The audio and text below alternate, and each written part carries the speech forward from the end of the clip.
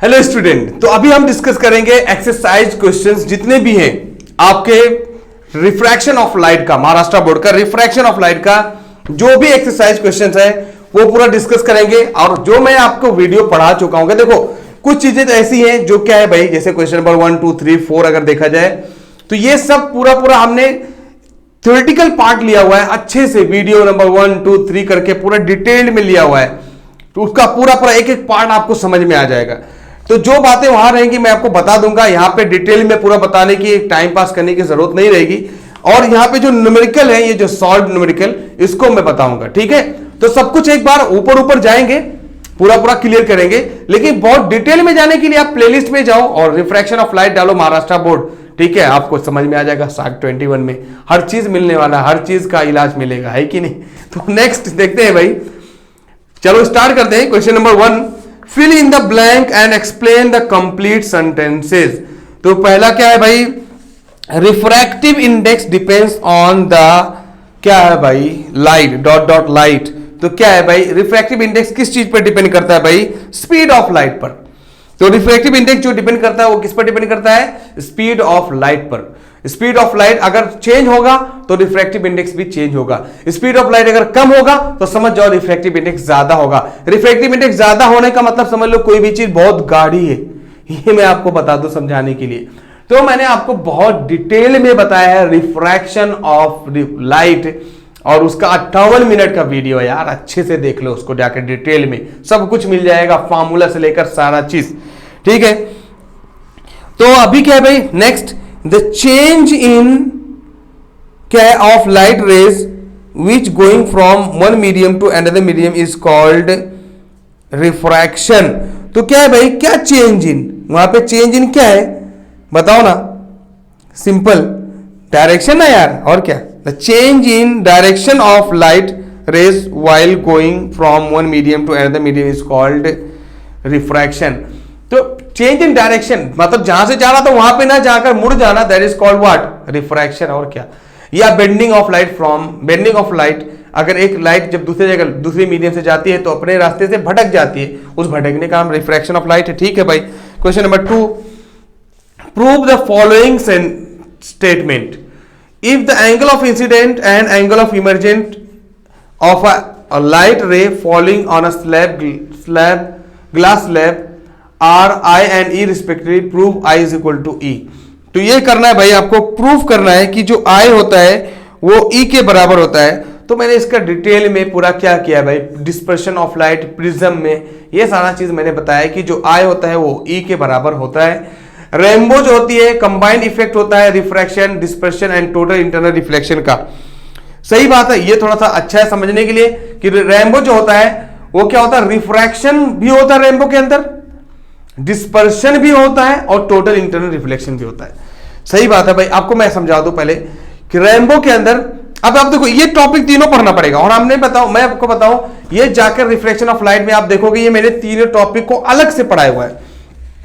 ये जो total internal reflection हमने पढ़ाया हुआ है जो है स्कैटरिंग ऑफ लाइट के अंदर, ठीक है, और डिस्पर्शन ऑफ लाइट मैंने अलग से पढ़ाया हुआ है, और हमने जो है रिफ्रैक्शन ऑफ लाइट अलग से पढ़ाया हुआ है। तीनों मिलाकर तो रेनबो, सच में जो रेनबो होती है वो तीनों मिलाकर बनता है। क्योंकि भाई डिस्पर्शन का मतलब क्या होता है कि लाइट जो है हमारी कितने कलर में फैल जाती है, 7 कलर में, तो डिस्पर्शन भी होता है।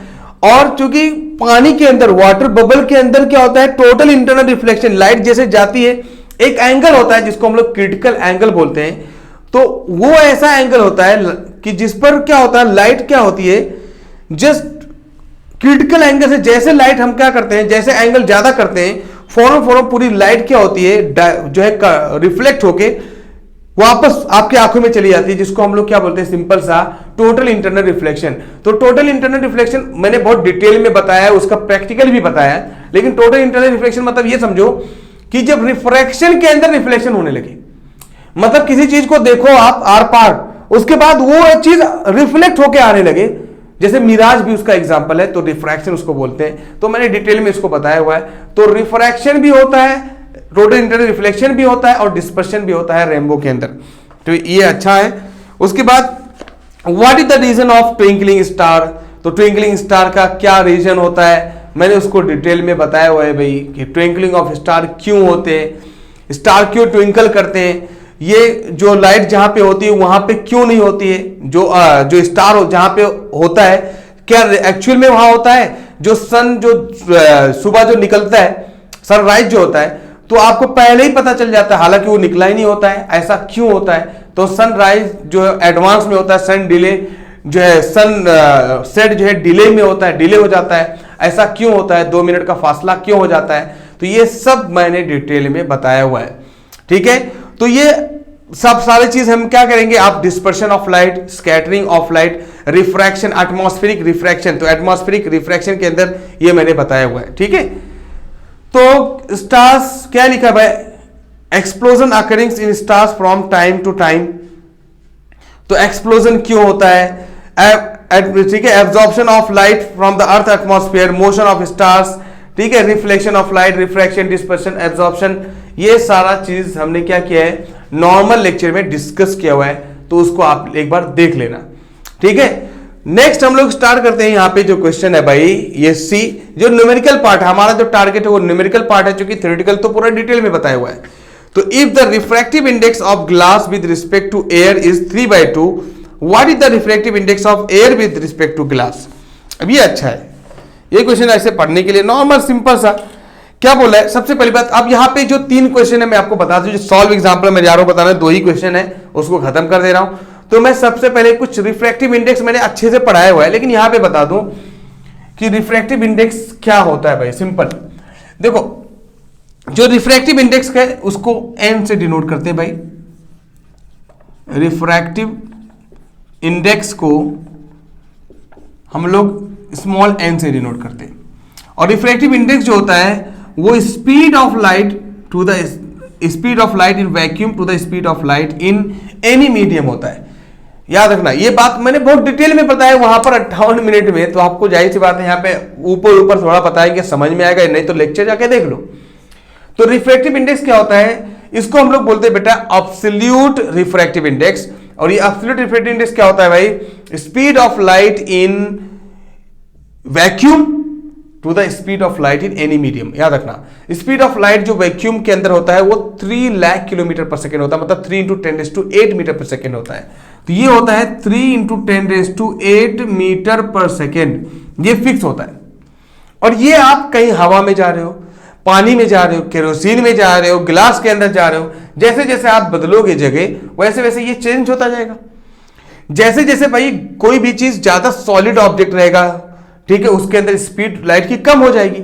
लाइट की स्पीड जब कम होगी तो ये रिफ्रैक्टिव इंडेक्स क्या होगा, ज्यादा। तो वही तो मैं बोल रहा हूं कि जब ये ज्यादा होगा, स्पीड ऑफ लाइट जब कम होगी तो क्या होगा, रिफ्रैक्टिव इंडेक्स ज्यादा होता है। ठीक है, वो तो एक बात हो गई। रिफ्रैक्टिव इंडेक्स जो है वो 2 तरीके से होता है, एक होता है एब्सोल्यूट रिफ्रैक्टिव इंडेक्स, इसका नाम है एब्सोल्यूट रिफ्रैक्टिव इंडेक्स, ठीक है, और एक होता है रिलेटिव रिफ्रैक्टिव इंडेक्स। बेटा एक होता है रिलेटिव, तो इसका नाम है एब्सोल्यूट रिफ्रैक्टिव इंडेक्स, ARI मैंने ले दिया, और इसका नाम है रिलेटिव रिफ्रैक्टिव इंडेक्स। तो रिलेटिव RRI है कि नहीं, ARI RRI, तो ये होता है relative refractive index. Relative refractive index मतलब क्या है भाई, कि मान लो हवा से पानी में जा रहे हो, पानी से गिलास में जा रहे हो, तो 2 लोगों का रिलेटिव हो गया। मान लो एग्जांपल के लिए आप क्या है भाई, रिफ्रैक्टिव इंडेक्स मान लो आप कहां से जा रहे हो भाई, हवा से पानी में, तो मान लो एयर से वाटर में जा रहे हो, तो इसका नाम होता है refractive index of air with respect to water. ठीक है, इसका नाम होता है refractive index of air with respect to water, इसका नाम है। तो 2 लोगों को आपस में कंपेयर करना, इसको हम लोग क्या बोलते हैं, रिलेटिव रिफ्रैक्टिव इंडेक्स। ठीक है, तो रिलेटिव मतलब क्या हुआ भाई कि 1 और 2, मान लो यहां पे ले लिया जाए 2 ले लिया जाए, 2 से 1 में, तो refractive index of 1 with respect to 2, तो 2 और 1 मतलब 2 एक साथ में अगर लिया जाता है तो यहां पे क्या होता है भाई, ऐसे मैं आपको सिंपल बताऊं, या फिर मान लो ये N1 ले लिया जाए तो C/V1 हो जाएगा, है कि नहीं, और अगर ये मान लो N2 ले लिया जाए तो C/V2 हो जाएगा, क्योंकि स्पीड ऑफ लाइट वैक्यूम में तो कभी नहीं बदलेगा, सिर्फ यही बदलेगा। बात समझ में आया, इन दोनों को डिवाइड कर दो तो ये हो जाएगा N1/N2 इज इक्वल टू, अब ये दोनों आपस में जब डिवाइड होंगे बेटा तो सी तो कट जाएगा, लेकिन ये उल्टा चला जाएगा। देखो यहाँ 1 रहेगा तो यहाँ पे क्या हो जाएगा V2 डिवाइड बाई V1। मैं आपको ऐसे सिंपल बता दूं तो ज्यादा अच्छा है। तो 1 डिवाइड बाई 2 तो ये हो जाएगा 2 डिवाइड बाई 1। तो ऐसे में आपको सिंपल बताऊं तो यहाँ पे क्या दे रखा है, जो क्वेश्चन में दे रखा है, अब यही हर जगह मदद देगा। तो 1 divide by 2 is equal to 2 divide by 1। तो ऐसे इसको लिखेंगे, अगर चाहो तो ना एक साथ में इसको लिख सकते हो, ऐसे चाहो तो एक जगह लिख सकते हो इसको। देखो कैसे लिख सकते हो, n2 विद रिस्पेक्ट टू 1, ठीक है, ये हो जाएगा V2 डिवाइड बाई V1 ऐसे। तो ऐसे लिखा जाएगा 2 डिवाइड बाई 1। तो यहाँ क्या हो जाएगा, यहाँ पे 2 है, यहाँ 1 है हमेशा, यहाँ पे क्या आ जाएगा 2, यहाँ पे 1 ऐसे। चाहो तो ये 1 डिवाइड बाई 2 लिखा है ना, तो इसको चाहो तो कैसे लिख सकते हो भाई 1 डिवाइड बाई 2। तो इसको चाहे तो लिख सकते हैं 2 इधर लिख दो और इधर लिख दो, एक साथ में डिनोट करते हैं। तो इसका होता है रिफ्रैक्टिव इंडेक्स, ठीक है, 2 विद रिस्पेक्ट टू 1। यहां पे इसका क्या लगेगा 1 विद रिस्पेक्ट टू 2। तो 1 विद रिस्पेक्ट टू 2, ये चाहो तो ऐसे भी लिख दो आप, ठीक है, मदद करेगा वो। तो अभी क्या बोल रहा है उसका उल्टा हम देखते हैं। यहां पे क्या बोल रहा है, refractive index of glass with respect to air. Refractive index of glass, ठीक है, मान लो glass with respect to air, ऐसे बोलोगे एयर और ग्लास। तो glass with respect to air, तो ग्लास डिवाइड बाई एयर मैंने लिख दिया, ठीक है। ये क्या बोल रहा है भाई,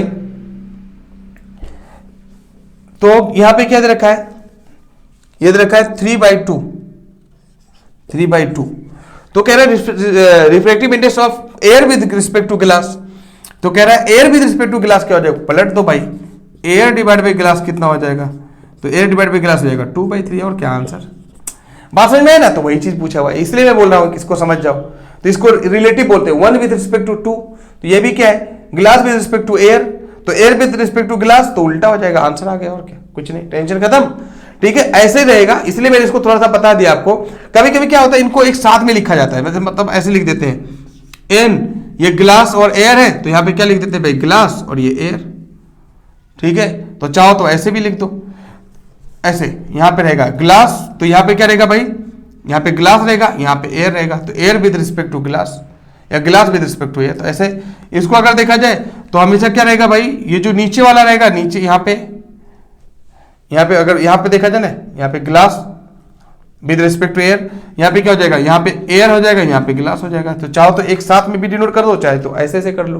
क्योंकि ऐसा मैं क्यों बता रहा हूं, क्योंकि अभी आगे काम आने वाला है, ऐसे सिंपल काम आएगा, वो उल्टा पूछेगा with respect to air with respect to glass, तो आप कंफ्यूज हो जाओगे। तो ऐसा कंफ्यूज होने की जरूरत नहीं, इसलिए मैं सब बातें बता रहा हूं ताकि आपको टेंशन नहीं रहेगा। तो कभी भी बोलेगा air with respect to glass, glass with respect to air, तो टेंशन नहीं रहेगा। आप यहां रखना glass with respect to air, ठीक है, air with respect to glass. तो कैसे भी बोलोगे, यहां पे टेंशन नहीं है, चाहे तो ऐसे याद रखो, चाहे तो इस तरीके से भी याद रख सकते हो आप, ठीक है। नेक्स्ट भाई सॉल्व एग्जांपल का क्वेश्चन नंबर 1 करते हैं। इसी के लिए मैं इतना डिटेल में बता रहा था ताकि वहां पे वही सेम चीज मदद करेगा, पूरा यही पूरा चीज मदद करने वाला है। तो आप चाहो तो यही दिमाग में सिर्फ रख सकते हो, V2/V1। तो ये 1 होगा तो देखो ना, ये 1 होगा तो ये 1 होगा तो ये देखो ना उल्टा होगा, ये जब बढ़ता है तो ये घटता है, तो ये उल्टा रिलेशन है ना। तो ये 1 होगा तो ये 2 होगा, तो ये 2 होगा तो ये 1 होगा, ऐसा समझ में दिमाग में रखो, तो तब भी काम हो जाएगा, ठीक है। तो क्या क्या दे रखा है, क्वेश्चन नंबर 4 का ए करते हैं भाई, सॉल्व एग्जांपल का 4 का ए करते हैं, समझ में आ जाएगा इसे। If the speed of light in medium is इतना, what is the absolute refractive index. क्या है यार, ये क्वेश्चन है कुछ, तो कह रहा है ये तो डायरेक्ट इस पे दे रखा है, if speed of light in any medium is कितना है 1.5 इंटू 10⁸, 1.5 इंटू 10⁸ मीटर पर सेकेंड। तो कह रहा है रिफ्रैक्टिव इंडेक्स कितना होगा। हो गया, डायरेक्ट फॉर्मूला लगाओ यार, n is equal to C/V। यहां पे कंपेयर नहीं करना, C मतलब 3 इंटू 10⁸, और V कितना है भाई 1.5 इंटू 10⁸। देखो जो सेम चीज है वो तो कट जाएगा, बचेगा 3/1.5। देखो ना, अब बेटा मैंने बताया कि कभी भी ये पॉइंट हटाओगे तो ये देखो, ये पॉइंट हटाओगे ना जब, तो ये डिवाइड बाई 10 बन जाएगा। याद रखना, ये पॉइंट हटेगा तो डिवाइड बाई 10 हो जाएगा, 10 हमेशा ऊपर चला जाएगा, ऐसे जब रहेगा तो कभी भी सिचुएशन, तो ये हो जाएगा 10 इंटू 3 डिवाइड बाई 15, मतलब 30 डिवाइड बाई 15 मतलब कितना हो गया बेटा 2, 15 टू जा 30, तो n बराबर 2 आ गया, खत्म। तो रिफ्रैक्टिव इंडेक्स 2 आ गया, तो पहला क्वेश्चन तो हो गया, A is equal to refractive index 2 आ गया। ऐसे ऐसे क्वेश्चंस दे रखे, क्या करोगे, है कि नहीं, सिंपल सिंपल से। उसके बाद मिठाओ, मुझे लगा कि और भी कुछ होगा इसके अंदर, कुछ है ही नहीं। नेक्स्ट क्वेश्चन नंबर क्या है भाई, 2, हमारा बी है, बी। तो क्वेश्चन नंबर इसका है बी, बी देखा जाए तो if the absolute refractive index of glass and water are 3/2 and 4/3, कह रहा है ग्लास और वाटर का जो एब्सोल्यूट रिफ्रैक्टिव इंडेक्स है, ग्लास का और वाटर का जो रिफ्रैक्टिव इंडेक्स है, तो यहां पे हमने बोल दिया क्या भाई, ग्लास, यहां पे वाटर। तो ग्लास का रिफ्रैक्टिव इंडेक्स दे रखा है 3/2 और वाटर का दे रखा है भाई 4/3, ये दे रखा है सिंपल। तो कह रहे what is the refractive index of glass with respect to water, तो कह रहा है ग्लास का विद रिस्पेक्ट टू वाटर क्या होगा। तो सबसे पहली बात तो देखो, ग्लास का अलग से दे रखा है, वाटर का अलग से दे रखा है। अब अगर आप दोनों को एक साथ में मिलाना चाहते हो तो मैंने एक बात बहुत क्लियर कट किया हुआ भाई कि ग्लास यहां पे क्या था, देखो ना, 1 विद रिस्पेक्ट टू 2। तो अगर मान लो एयर होता है, ये ग्लास होता है, ये वाटर, तो glass with respect to water, ऐसे समझो। तो आपको सिंपल सा है यहां पे करना, यहां पे बोल रहा refractive index of glass with respect to water, तो क्या है भाई, उसका मतलब इन दोनों को डिवाइड कर दो, सिंपल ना। ये क्या बोल रहा है, glass with respect to water, देखो ना, refractive index of glass with respect to water, तो उसके मतलब रिफ्रैक्टिव इंडेक्स ऑफ ग्लास मान लो देखा जाए विद रिस्पेक्ट टू वाटर, ऐसे किया जाएगा या ऐसे किया जाएगा बेटा। तो याद रखना, refractive index of glass with respect to water ऐसे लिखा जाता है, याद रखना। कभी ऐसे बोलेगा तो आप ऐसे लिखोगे, refractive index of glass with respect to water, ऐसे हमने लिख दिया। Ng मतलब ग्लास, W मतलब वाटर। तो रिफ्रैक्टिव इंडेक्स ऑफ, अब कहीं बोले इसका मतलब रिलेटिव होता है, रिलेटिव हो गया, तो क्या हो गया, relative refractive index of glass with respect to water, ऐसे लिखा जाएगा। तो ये क्या पूछ रहा है, refractive index of glass with respect to water, तो glass with respect to water तो कभी भी ऐसे लिखा जाएगा। तो ये देखो 1 विद रिस्पेक्ट टू 2, इसका मतलब ये है 1 विद रिस्पेक्ट टू 2, तो ये होता है। तो glass with respect to water, तो ग्लास का ग्लास ले लो और वाटर का वाटर ले लो, और क्या, ये ऊपर चला जाएगा। तो 3 3 जा 9, क्या क्वेश्चन दे रखा है, डिवाइड बाई 8, और क्या 9/8 आंसर आ गया। अब इसको अगर आप चाहो ना तो कुछ ऐसे भी लिख सकते हो, glass with respect to water, ऐसे इधर से पढ़ा जाता है, glass with respect to water. तो चाहो तो ऐसे लिख दो, ठीक है। तो दिस इज नथिंग बट, ऐसे आप लिख दो भाई, ग्लास विद रिस्पेक्ट, ठीक है, टू वाटर। याद रखना, water with respect to glass नहीं बोला जाएगा, जो इधर होता है ना यहां से शुरुआत की जाती है, glass with respect to water, उल्टा। तो glass with respect to water, तो क्या हो जाएगा, ये Ng पहले इधर वाला डिवाइड बाई इधर वाला, शुरुआत इसकी लिखने में इधर से लिखेंगे लेकिन शुरुआत यहां से होती है, glass with respect to water, तो इधर लिखा जाएगा Ng डिवाइड बाई NW, हो गया आंसर, ठीक है। ऐसे मान लो एग्जांपल के लिए बोल दे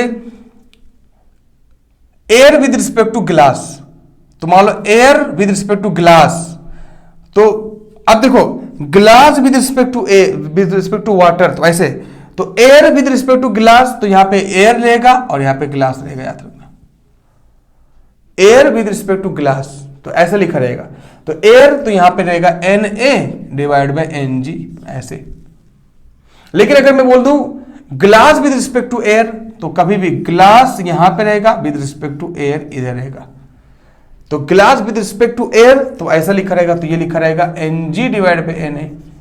बात सब क्लियर हो गया।